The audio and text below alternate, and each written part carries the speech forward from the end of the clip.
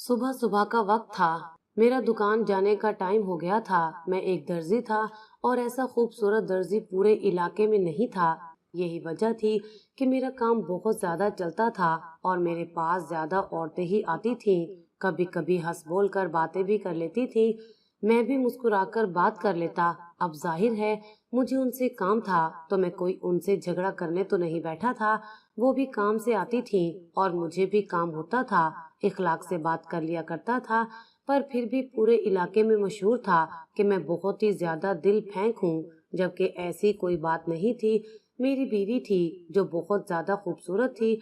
हम दोनों ने मोहब्बत की शादी की थी। सारे खानदान से लड़ाई झगड़ा मोल लिया था और अब हम लोग एक फ्लैट में रहते थे। मेरी बीवी का नाम साइमा था।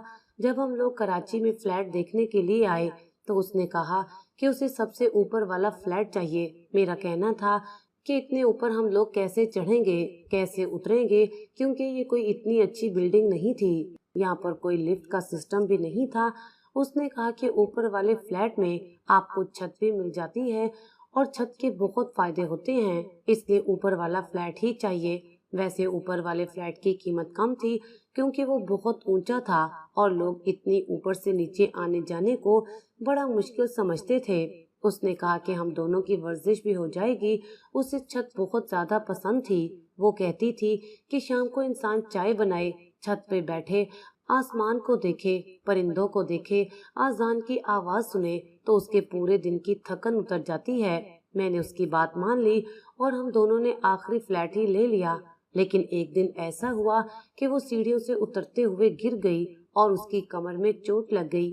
अब डॉक्टर्स का कहना था कि इसकी कमर से लेकर टांगों तक का हिस्सा सुन्न हो गया है और वो अपने पैरों पर चल नहीं सकती थी और ना ही बोल पाती थी, क्योंकि उसे बहुत ज्यादा झटका लगा था। झटके से गिरने की वजह से उसके सारे निजाम डिस्टर्ब हो गए थे और उसको 1 साल होने वाला था। मैं ही उसके सारे काम करता, उसके लिए खाना बनाता, घर को भी साफ करता, पैसे भी कमाता, उसे बाथरूम वगैरह भी खुद ही लेकर जाया करता था। मेरे सारे रिश्तेदार मुझे काबिले रहम नजरों से देखते थे और कहते थे कि मैंने पसंद की शादी की, अपनों का दिल दुखाया, इसलिए मुझे सजा मिली कि शादी के 1.5 साल बाद ही मेरी बीवी माजूर हो गई और जब वो सीढ़ियों से गिरी तो वो माँ भी बनने वाली थी। मेरा बच्चा भी इस दुनिया में आने से पहले ही इस दुनिया से चला गया। हमारे लिए ये बहुत बड़ा हादसा था, एक बहुत बड़ा सदमा था। हम लोग बहुत बड़ी मुश्किल में फंस गए थे, लेकिन फिर भी बड़ी ही खुश असलूबी से हमने इस सारे वक्त को गुजारा और अब इस बात को 1 साल हो गया था। अब मैं दुकान पर जाना चाहता था, पर मेरी बीवी के काम खत्म ही नहीं हो रहे थे। मैं उसे एक दफा बाथरूम ले गया तो उसने कहा कि उसे फिर से जाना है और उसे ठीक से मुंह हाथ धोने हैं। वो बोल नहीं पाती थी पर इशारे करती थी। मैं उसके इशारे समझ जाता था। मैं उसके पास मोबाइल फोन रखकर जाता था कि अगर कोई मसला हो तो वो मुझे बेल मार दे और मैं समझ जाऊंगा। दुकान मेरी ज्यादा दूर नहीं थी। दोपहर का खाना भी मैं उसके करीब रखकर चला जाता, उसकी दस्तरस्त में, ताकि वो उठाकर खा ले और पानी का इंतजाम भी कर जाया करता था। दोपहर में मैं एक चक्कर लगाया करता था और फिर उसके बाद दोबारा से दुकान पर चला जाता और फिर रात को देर से आता था। वो बेचारी भी इस रूटीन के साथ चल रही थी और उसका मेरे लिए इतना करना ही काफी था। मैं उसे फिर से बाथरूम ले गया। अब उसने मुझे फिर से इशारा किया। मैंने कहा कि अब क्या चाहिए। मैं जरा गुस्से से बोला तो वो सहम सी गई। उसके इस इशारे का मतलब था कि वो लिपस्टिक लगाना चाहती थी। उसने होठों पर लिपस्टिक लगाई। मैंने उसे शीशा दिखाया और वो शीशे में देखते हुए लिपस्टिक लगाने लगी। मैंने उसकी तारीफ की और मैंने कहा कि वो बहुत खूबसूरत है, मेरी प्यारी बीवी। उसने कहा कि तभी तो आपकी बीवी को नजर लग गई है। मैंने कहा कि नहीं, सब कुछ ठीक हो जाएगा। मैं एक मर्द था, मेरी बीवी माजूर थी। मैं घर के काम काज भी करता था, पैसे भी कमाता था, लेकिन फिर भी अल्लाह ने मुझे इतनी हिम्मत दी थी। मैंने अपनी बीवी को कभी ताना नहीं दिया।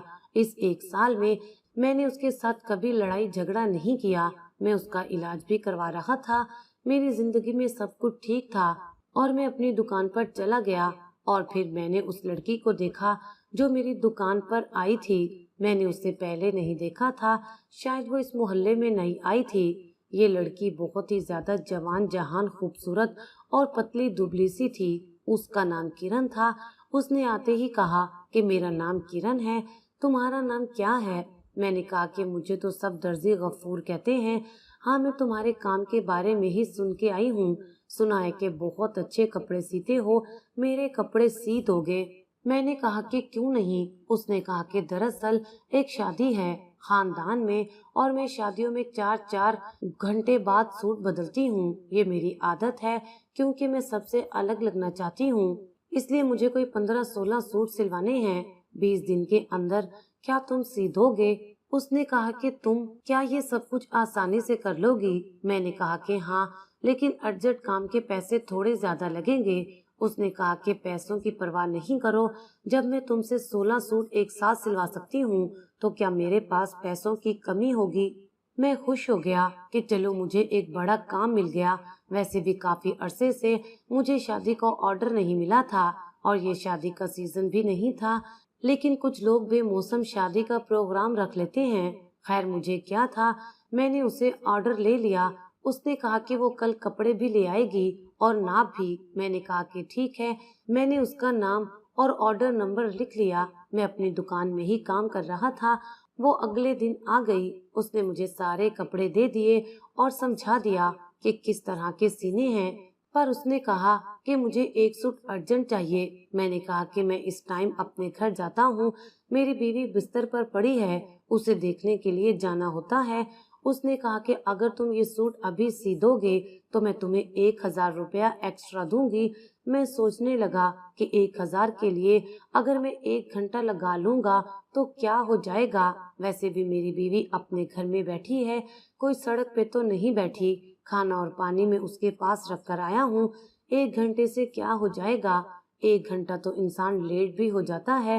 ہاں یہ الگ بات ہے کہ جب سے میری بیوی کی ایسی حالت تھی میں گھر ہمیشہ ٹائم پہ ہی جاتا تھا، لیکن میں نے اس کا سوٹ سی دیا۔ مجھے 1 گھنٹے سے زیادہ لگ گیا۔ جب میں واپس رات کو گھر گیا اور گھر میں داخل ہوا تو سامنے کا منظر دیکھ کر حیران رہ گیا۔ میری بیوی زمین پر گری ہوئی تھی، پانی کا گلاس ٹوٹا ہوا تھا، شاید وہ پانی پینے کے لیے اٹھنے کی کوشش کر رہی تھی کیونکہ جو پانی میں نے اس کے پاس رکھا تھا وہ بہت ہی کم تھا۔ میں نے اسے اٹھایا، اس کا منہ صاف کیا، اس کو تھوڑی سی چوٹ بھی لگ گئی تھی۔ میں نے اس میں پٹی باندھی اور میں نے اسے قابل رحم نظروں سے دیکھا۔ میں نے اس کے پاس فون تو رکھا تھا لیکن فون کی شاید بیٹری ختم ہو گئی تھی، اس لیے وہ مجھے فون بھی نہ کر پائی۔ میں نے کہا کہ مجھے معاف کر دو، مجھے کام تھا، بہت ضروری کام تھا۔ وہ مجھ سے اشارے میں پوچھنے لگی کہ کیا کام تھا، تو میں نے کہا کہ دکان کا کام نہیں تھا، بس میری ایک رشتے دار فوت ہو گئی تھی۔ میں نے اسے جھوٹ بول دیا۔ اگر میں اسے یہ کہتا کہ ایک جوان جہان لڑکی کا سوٹ سینے کے لیے میں نے اتنی دیر لگائی اور تم اس چکر میں نیچے گر گئی اور تمہارے ساتھ اتنا برا ہوا تو وہ ضرور غصہ کرتی۔ بیوی تو بیوی ہوتی ہے، بستر پر پڑی تھی تو کیا؟ آخر میں اس کو جواب دے تھا، اس لیے ڈر گیا اور میں نے جھوٹ بول دیا۔ اس نے بھی مسکرا کر سر ہلا دیا، جس کا مطلب تھا کہ کوئی بات نہیں۔ میں سوچنے لگا کہ مجھے اس کے ساتھ ایسا نہیں کرنا چاہیے تھا۔ میں نے کام تو کر دیا پر ابھی اس لڑکی نے مجھے پیسے نہیں دیے تھے۔ اس نے کہا کہ سارے پیسے ایک ساتھ ہی دے دوں گی۔ وہ جب بھی میری دکان میں آتی مجھے عجیب و غریب قسم کی ادائیں دکھاتی، میری آنکھوں میں دیکھتی، کبھی اپنے دوپٹے سے کھیلنے لگتی۔ دوپٹہ تو اس نے بس گلے میں ہی ڈالا ہوتا تھا، سر پہ بھی نہیں کرتی تھی، اور دوپٹہ بھی اس کا بہت ہی باریک سا ہوتا تھا۔ سب بازار والے لوگ اس کو دیکھتے تھے۔ میرے سامنے بھی ایک درزی بیٹھا تھا جو میرا دوست بھی تھا۔ اس نے کہا کہ یہ لڑکی آج کل تمہاری دکان پہ بڑے چکر لگا رہی ہے، اس سے بچ کر رہنا۔ میں نے کہا کہ ہاں لگتا ہے اس محلے میں نئی آئی ہے۔ اس نے کہا کہ ہاں نئی آئی ہے لیکن کسی آدمی کو برباد کر کے آئی ہے۔ میں نے کہا کہ کیا مطلب؟ اس نے کہا کہ اس عورت کو طلاق ہوئی ہے، وہ پوسٹ مین ہے نا جو ہمارے محلے میں رہتا ہے، بوڑھا سا، اس کی بھانجی ہے یہ۔ میں نے کہا کہ یہ تو شکل سے شادی شدہ بھی نہیں لگتی اور تم کہہ رہے ہو کہ اس کو طلاق ہوئی ہے۔ اس نے کہا کہ ہاں، آج کل کسی کا کوئی پتہ نہیں چلتا، سنا ہے بڑا امیر آدمی تھا لیکن جب اسے اس کی حرکتوں کے بارے میں پتہ چلا تو اس نے غیرت میں آ کر اس کو طلاق دے دی۔ तुम इतने खूबसूरत हो, तुम्हारे पीछे तो कोई भी औरत हाथ धो के पड़ जाएगी। मैंने कहा कि अब कहाँ मैं खूबसूरत रह गया हूँ, बस घर के कामों में उलझ गया हूँ। मेरे उस दोस्त ने कहा कि भाभी की हालत अभी भी ऐसी है। मैंने कहा कि हाँ। उसने कहा कि तुम बड़ा अच्छा काम कर रहे हो, अपनी बीवी की खिदमत कर रहे हो, अल्लाह तुम्हें उसका अजर देगा, सब कुछ ठीक हो जाएगा, परेशान ना हुआ करो। लेकिन अब मैंने परेशान होना शुरू कर दिया था। मैं एक साथ सारे काम करके तंग आ गया था। जब मेरी बीवी ठीक थी तो वो भी नौकरी करती थी, घर भी संभालती थी और पैसे भी कमाती थी। वो बिल्कुल नहीं थकती थी। लेकिन ये बात भी तो अपनी जगह है कि औरतों को अल्लाह ताला ने मर्दों से ज्यादा बर्दाश्त दी है। हम मर्दों में इतनी बर्दाश्त नहीं होती है। अब तो मैं इस बात को मान गया था और मैं बहुत थक गया था। एक दिन मैं अपनी बीवी को देख रहा था और सोच रहा था कि मैं इसके लिए कितना कुछ करता हूँ। ये माजूर है, बीमार है, फिर भी मैं इसका ख्याल कर रहा हूँ। मैंने इसको अपनी जिंदगी से नहीं निकाला। क्या वाकई ये इस काबिल है? अगर मैं इसकी जगह होता तो ये जरूर मुझे छोड़कर चली जाती, क्योंकि ये बहुत ज्यादा खूबसूरत थी। जब हमारी मोहब्बत अरूज पर थी तो इसकी किसी के साथ मंगनी हो चुकी थी। वो इसका कजन था, लेकिन मेरे लिए इसने उसको छोड़ दिया था, तो फिर ये किसी और के लिए मुझे क्यों न छोड़ देती। मेरे दिल में अजीबो गरीब ख्याल आने लगे थे। आजकल मैं किरण के बारे में ही सोचता रहता था। वो रोज मुझसे कोई न कोई जोड़ा सिलवा लेती और अभी तक उसने कोई पैसे नहीं दिए थे। पर अब मुझे पैसों की जरूरत नहीं थी, क्योंकि वो मुझे अच्छी लगने लगी थी। मुझे उससे बातें करना, उसकी बातें सुनना अच्छा लगता था। वो मेरी दुकान में आती थी।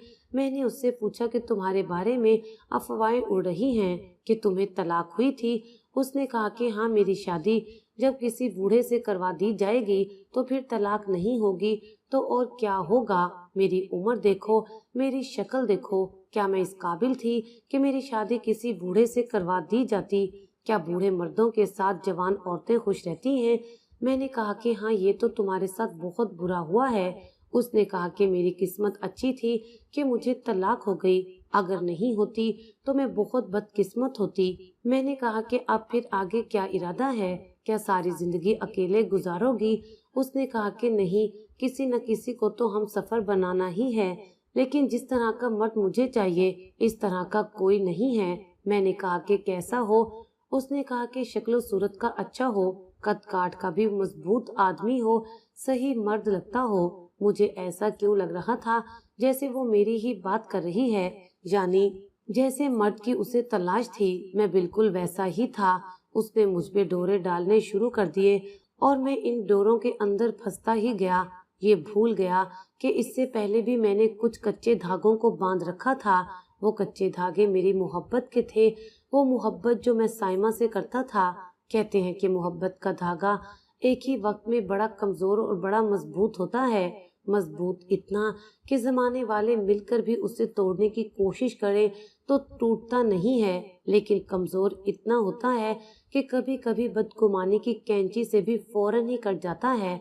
मैं अब घर आता तो मुझे मेरी बीवी पर गुस्सा आता था। मुझे वो बुरी लगने लगी थी, उसकी फरमाइशों से तंग आ गया था।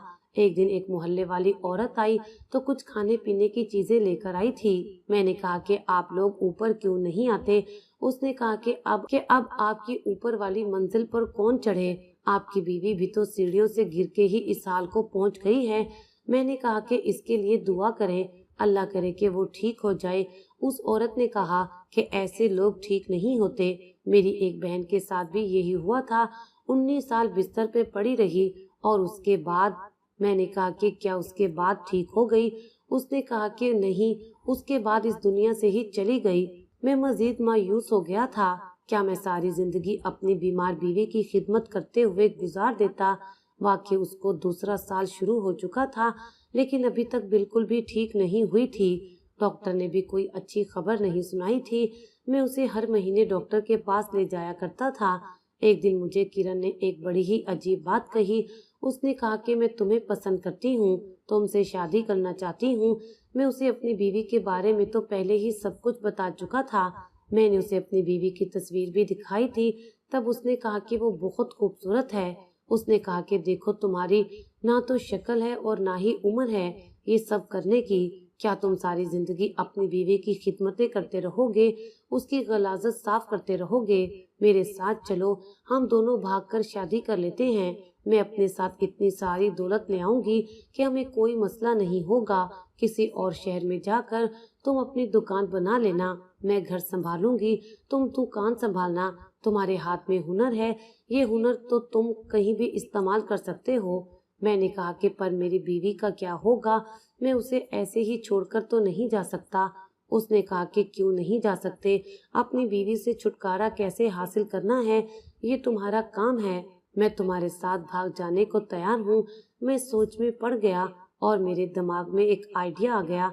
मैंने कहा कि मेरी बीवी ना तो चल सकती है, ना उठ सकती है, और ये बीमार भी है। मैंने इसके लिए जो करना था कर लिया, शायद अब इसको भी निजात की जरूरत है। एक दिन मैं उसे अपने साथ छत पर ले गया। मैंने उसको व्हील चेयर के ऊपर बिठाया हुआ था। वो भी खुश थी कि चलो आज उसे आसमान नजर आ जाएगा। बड़ी मुश्किल से मैं उसे ऊपर लेकर आया, लेकिन वो ये देखकर हैरान रह गई कि ये कोई शाम का वक्त नहीं था, बल्कि तपती दोपहर थी। वो मुझे कहने लगी कि मुझे नीचे ले जाओ, बहुत गर्मी है, ऊपर तो बड़ी तेज धूप थी। मैंने कहा कि क्यों, तुम्हें तो छत बड़ी पसंद थी, तुम्हें तो धूप बहुत पसंद थी, तुम आसमान को देखना चाहती थी। अब यहाँ पर बैठो और मैं जा रहा हूँ। मैं नीचे नहीं जा रहा हूँ, बल्कि मैं अपनी जिंदगी जीने जा रहा हूँ। मैं तुम्हारी खिदमतें कर करके तंग आ गया हूँ। तुम क्या चाहती हो कि सारी जिंदगी तुम्हारे काम करता रहूं, तुम्हारा गुलाम बना रहूं, तुम्हारा नौकर बन जाऊं?